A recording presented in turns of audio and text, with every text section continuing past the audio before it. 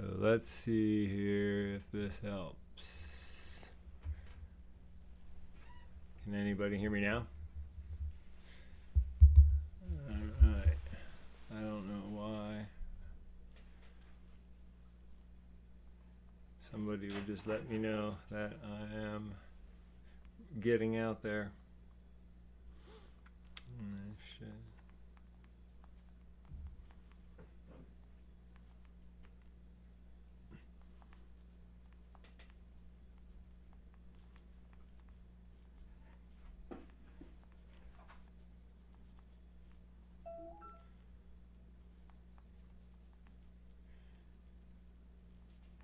Anyway,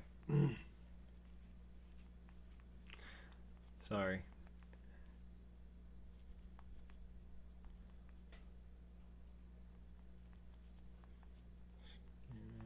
So click that. So anyway, welcome back everybody. So I do apologize. One thing I want to try to do here is actually go back and replay the video that I initially wanted to play. Actually, you know what? I'm going to save that and upload it as a YouTube video because it is a special video to me. Hold on, let me let this dirty dog out. Go, go, go, go, go. Okay. Anyway, sorry about that. So here I am, back again. So yeah, so a lot's been going on since the last time I did one of these, YouTube lives.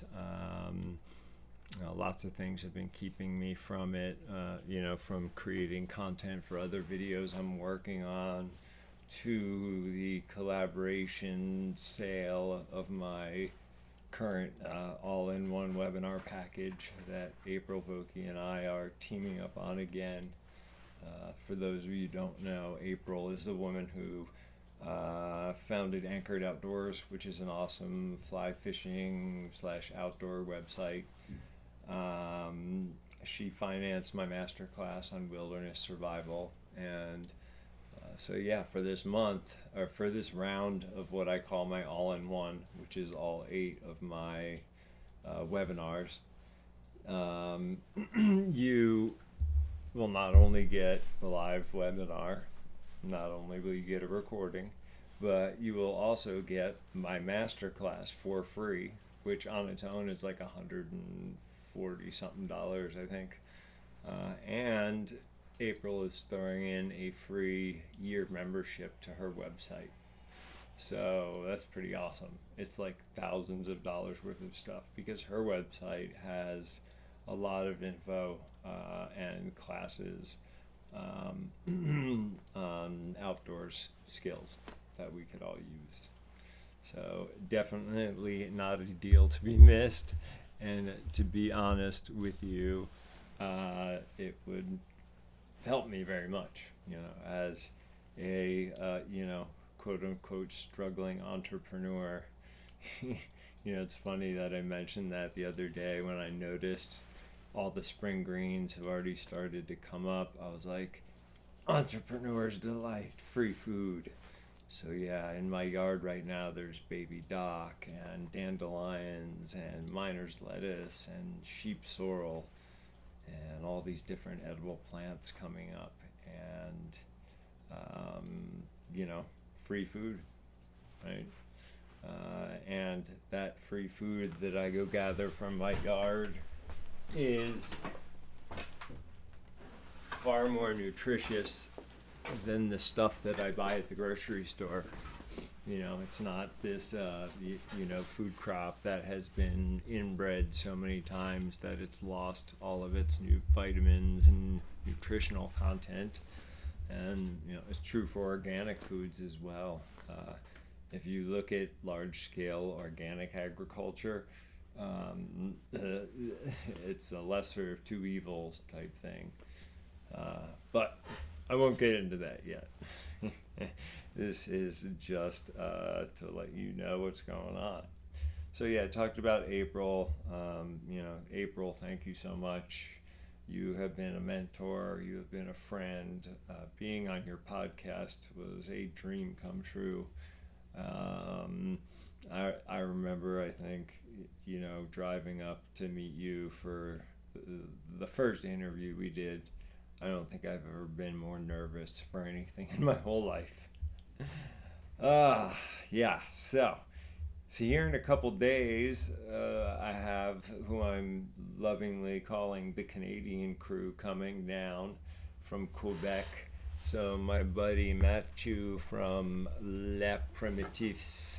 I know I'm pronouncing it wrong. Sorry, guys. Um, he is coming down with some of his family, some of his instructors, and some of his students. I think there's 11 or 12 of them in total, and I am going to teach them a class on nature immersion and nature awareness. And I'm not just talking about your basic, wide angle vision and fox walking. Of course, those things are incredibly important. But what I'm going to attempt to teach this group is how to connect with nature on a much more visceral level, to where you plug in, like literally, it's like unplugging my Ethernet cable from the back of my docking station, and plugging my Ethernet fingers into the nature net. And when we learn to sit and quiet our mind and ask ourselves, or ask nature, where's the nearest water source? Where's the nearest branch that I can make a whole bow drill kit out of the single branch? And if you can clear your mind enough, if you can learn to listen to those instincts that our our society of safety, security, and comfort has stolen from us, you'll hear, and you will be led to that, whatever. It's the same thing with plants. Now, I don't in any way, shape, or form encourage what I'm about to say to be done by any of you unless you are at extremely advanced level. But we have the ability to approach a plant we've never seen before and ask it, are you edible? Are you medicinal? Are you both? What's the best way to prepare you? And that plant will answer. It's not like our early ancestors, hunter-gatherer ancestors, had field guides to edible plants. It's not like deer, let's say, metaphor my dad often uses is, a mother deer gets killed and the yearling was just about to be weaned. Creation doesn't hand that baby deer a baby deer. It just instinctually knows what to eat and what not to eat. And studying the things that animals eat, and then going through their scat is a particular habit of mine. And I sometimes, one thing I love about nature is just the mystery of it all. For instance, last year I was stalking this buck that who I've named Tim, and it was late May. Wild edibles were just everywhere. Yet Tim is eating chestnut leaves, like this coarse, super coarse, hardcore, browse. And I'm thinking, Tim, like, what the heck are you doing, buddy? There's sorrel, there's cleavers, And then he looks at me, and he turns around and he reaches down and he picks up a cleaver, and I got the perfect photo of him facing away from me with a big, giant, like 14-inch long cleaver plant coming out of his mouth, which will be one of the photos featured on finally. I've finally taken the advice of several business elders of mine who have told me to separate, my teachings from my photography. I want my Tom Brown 3 website to be not only a portal to me, what I'm doing class-wise, but I want it to be a place where you can go and open my library section and know that I trust every single one of those books with my life. Or go into the tools and gear section and know that, you know, I'm willing to stake my life on this item, on this tool, on this piece of clothing. There is now, you know, lists of other organizations around the world that I consider, you know, worthy of charging money to pass these skills along. Because let's face it, you know, ever since the boom in survival, you know, wilderness survival based TV shows, there is just you know, everybody and their grandmother now has an outdoor school, and just because they've watched a couple seasons of Alone and maybe went out and slept around a campfire one night, you know, does not give you in my opinion, does not give you permission to then go ahead and start charging people, you know, or claiming to be an expert when you're not. It's you know, it makes it harder for people like me, who has dedicated his life, my entire 45 years on this planet, except for my short stint in Babylon. You know, I have been practicing, learning, and teaching these skills. You know, and I'll admit it. Right now, I'm suffering financially hardcore. And then meanwhile, you know, a couple hours away from here, there's somebody who is, you know, has a grain of sand on the beach worth of experience, me being the beach, who has full classes, and it just boggles my mind, and I don't know why information about my classes isn't getting out to people. You know, I'm not kidding when I said, you know, just like my father says, you know, this vision has become my life too. And even though I left my father's side, you know, almost 15 years ago now, I realized that that was the best thing I could have ever done, because I now have 15 years of my own stories to tell. You know, I have 15 years of working with all sorts of different individuals and groups and organizations, and you know, I'm a completely different person than when I moved on from there. And yeah, I'm glad my dad's doing well. He just got his second eye surgery, and I'm looking forward to going and seeing him after the Canadian class leaves. So yeah, I'm very, very excited to see the old man. Give him a big old hug. I am not excited for the ticks. Let me tell you something. So where I live, you can walk out into that forest and you could roll around naked on the forest floor all day long, and you will not pick up one tick. You will not come into contact with poison ivy, poison oak. You know, yeah, there's some, you know, sticker bushes, Himalayan blackberry, things like that. But other than that, it's amazing. I love it here. I actually got more ticks in a 10-minute walk in the primitive camp in the Pine Barrens than I did in my first 5 years of living here. So yeah, ticks are crazy back east. And I also realized that I lost my spidey sense as to when the moment a tick comes anywhere near my body. Anyway, moving on. So yeah, I'm super excited about this new website. So my new website, I will put it the URL in the show notes. It is strictly solely going to be dedicated to you know, the selling of my photography. Before, what I was doing is I found a company. that made poster prints for a really reasonable price. And if people wanted a custom job, maybe it printed on metal or on a wood block or on acrylic or on glass even, then I had another company I would go to.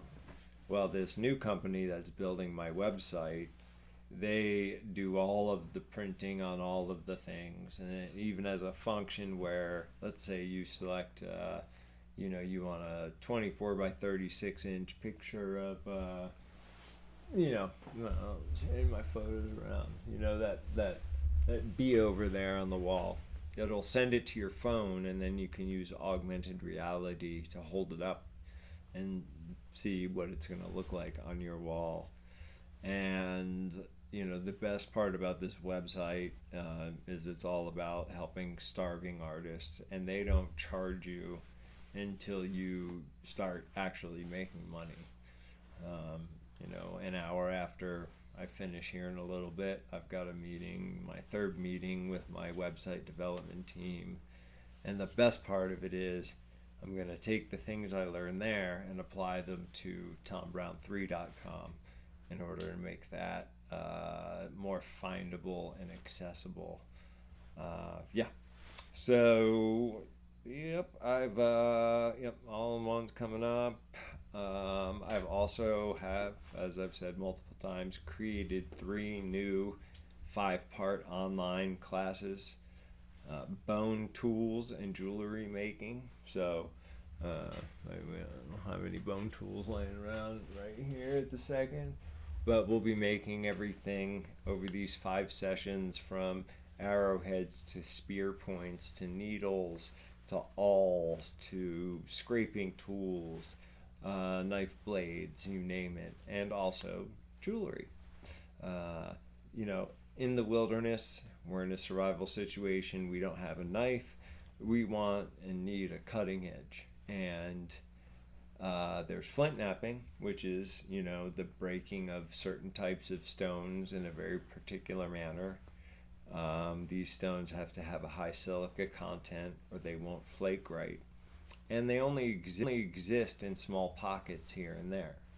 But you show me any forest and give me, a couple hours, and I'll come out with a handful of animal bones. So I can get bone shaving sharp. It can be easily resharpened. It's just a valuable skill to learn. So I'm also going to have an online community set up for that class, to where people will be able to post pictures of what they're working on. I'll give out homework assignments and upload videos in between our live sessions.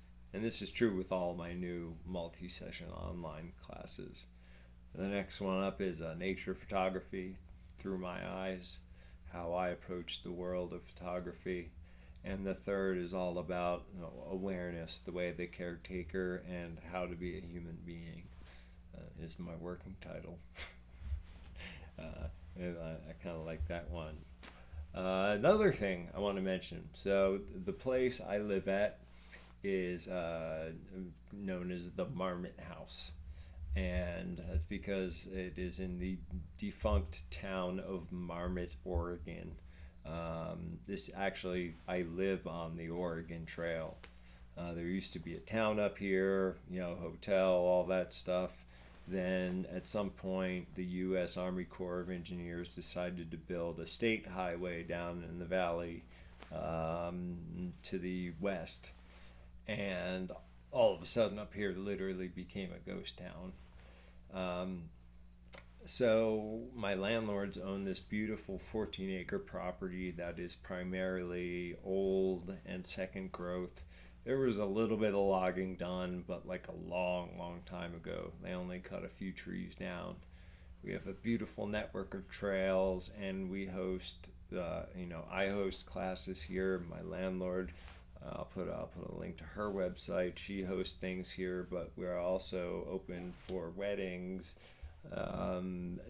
family reunions. I think we can have up to 30-something people. And it's a really, really beautiful spot if you happen to be in the Pacific Northwest. And I'm always open to doing, the photography tours, nature tours, things like that, all you got to do is reach out to me through my website and we'll make it happen. You know, when I left my salaried